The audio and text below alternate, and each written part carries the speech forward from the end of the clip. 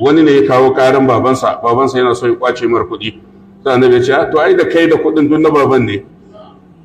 saboda ka babanka yana iya cewa kai ba ni motar nan sai ka bashi, ko baka da ikon ka ce a ba ka yi hakuri, a babu, idan ya nema dole ka bashi. Wannan shine hukuncin manzon Allah. To tunda annabi ya tabbatar da wannan idafa ilahi bi lafzin yaqtadi milka fi zahiri lafazin annabi yana tabbatar da mallaka.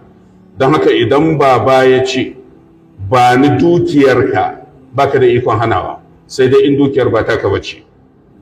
ko kuwa idan ka bashi zaka cutu, wanda akwai ka'idoji da malamai suka yi.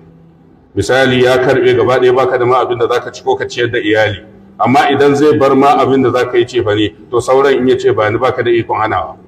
saboda wannan kalmar ta manzon Allah, saboda hakkin iyaye yana da girma a wajen Allah.